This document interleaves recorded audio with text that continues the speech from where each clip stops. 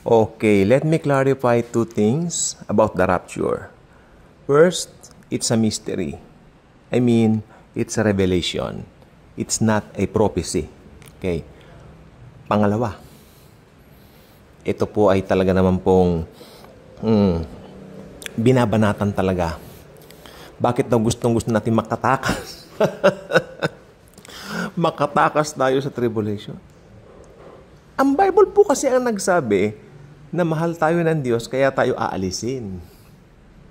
Ang pag-aaral po ng Biblia ay malalim na pag-aaral. Hindi po kukuha ka ng isang verse, gusto mo patunayan. Patunayan mo, nasaan ang verse? Kinuha po namin sa Bible School, karamihan ng pinag-aralan namin. May mga libro nga po ako na ngayon po nangapunit-punit na nga po sa kung tutuusin. I'm really trying my best to locate those old books, or should I say old writings of mine na kinopya ko sa mga ilang, nung kami nag-aaral.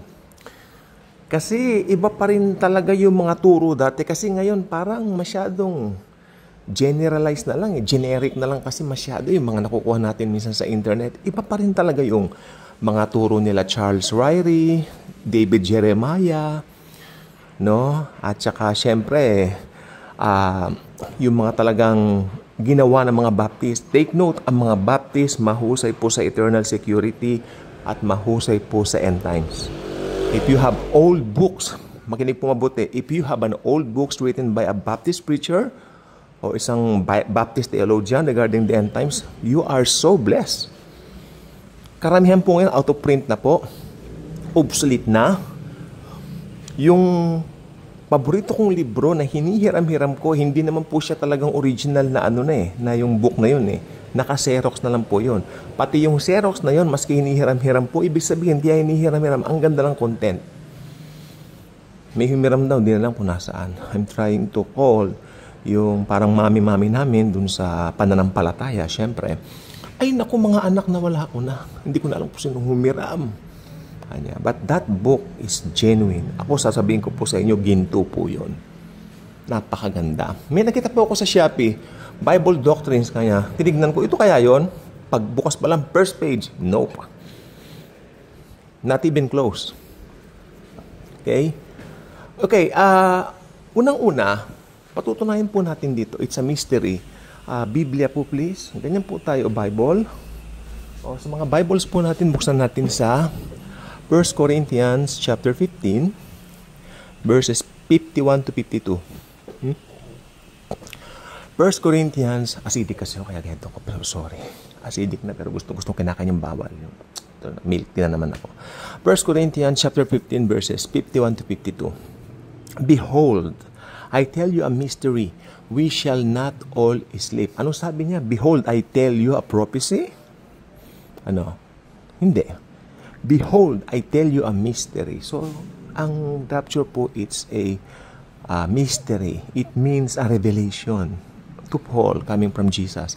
We shall not all sleep, but we shall all be changed in a moment, in the twinkling of an eye, at the last trumpet. Okay. Last trumpet. Ito po yung last trumpet for the believers. Okay? May last trumpet for the believers, pero hindi po ito kasama doon sa 7 trumpeta ng puot ng Diyos. Okay? Napakalayo naman po yata yung kaya dapat nag-aaral tayong eschatology ng maayos.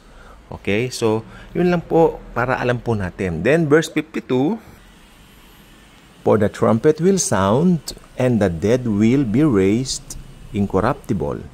And we, may koma yung incorruptible, and we will be changed.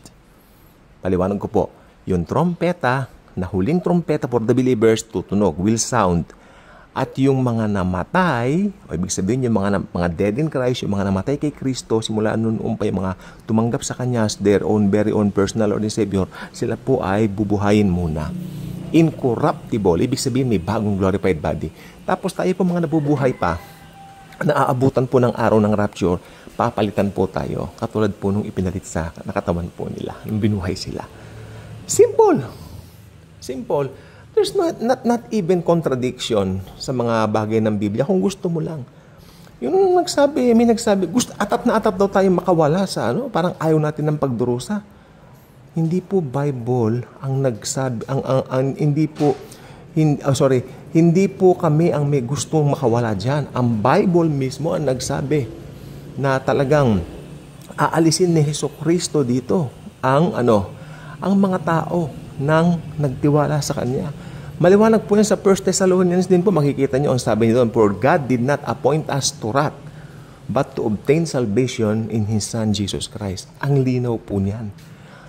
Yung wrath na binabanggit, God did not appoint us to wrath.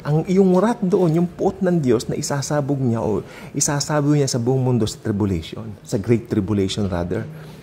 Kaya, atat na atat. May mga ganyan. Kasi gusto pong sumuong ng mga ito sa tribulation. Hayaan po natin sila. You know what? Having that kind of mindset, having that kind of belief, talagang susuungin nyo nga. Congratulations po sa inyo. Susuungin nyo po talaga yan. Maniwala kayo sa akin. Because you don't put your trust in the finished work of the Lord Jesus Christ on the cross. That's simple. Rapture is not a prophecy. It's a revelation. Okay? At siyempre, tayo po ay bibihisan din ng bagong pagkatao tulad nung bagong katawan ako sana. At ito po ay katulad din nung kay Jesus nung siya po ay muling nabuhay. Tanda po ninyo, for the fear of the Jews, those disciples of His were inside the room praying for fear of the Jews, sabi ng Biblia. Very specific. Natatakot sila sa mga Hudyo kasi baka silang isunod na tudasin. Di ba? But, sa kalagitnaan ng kanilang takot, nakapinid ang mga pinto, pumasok si Jesus. Peace be with you. Sumayin yung kapayapaan. Diba? Natatandaan nyo yung pa ngayong unang meeting, absent si Tomas eh. The following week, Tomas present already. Peace be unto you. Sabi ni Tomas, my Lord and my God. Naniniwala ka na ba kasi nakita mo ko? Mapapalad yung mga hindi nakakita, pero naniniwala. Kaya sabi ko po sa inyo, it's a matter of faith sa lahat po. Ngayon, yung mga hindi naniniwala na hindi na susuungin ng mga believers ang tribulation, na ira-rapture tayo, yung mga naniniwala doon, congratulations po kasi we believe na talagang mahal tayo ng Diyos at ira-rapture po tayo. Pero doon sa mga hindi naniniwala po doon, talagang susuong po sila kasi parang sila yung sinasabihan ni Jesus na kailangan mo nang makita. Di ba? Naniniwala ka na ba, Tomas? Kasi nakita mo ako. Parang sila po yun eh. Di ba? Malalaman nila sa the end na totoo pala yung mararapture muna ang church. Pero hindi po sila naniwala, kaya maiiwan po sila. Tandaan nyo, ang pagsama po sa rapture is all about believing in the finished work of Christ. If you don't believe na sapat na yung ginawa ni Kristo sa cross, maiiwan po kayo talaga. Okay? Marami po nangangaral, sabi niya, ayan, masama ang gawain, masamang ginagawa ng mga tao nga, maiiwan sila kasi ang ginagawa nila taliwas. OMG. Gawa na naman ang tao. Ano ba naman, masyado naman ang credit sa tao? Hindi Yung ginawa ng Panginoong Hesukristo, siya ay Diyos. Binigay ang buhay niya sa krus ng Kalbaryo. Siya na nga ang namatay, siya na naghirap para sa atin so that maligtas tayo. Ano bang problema doon?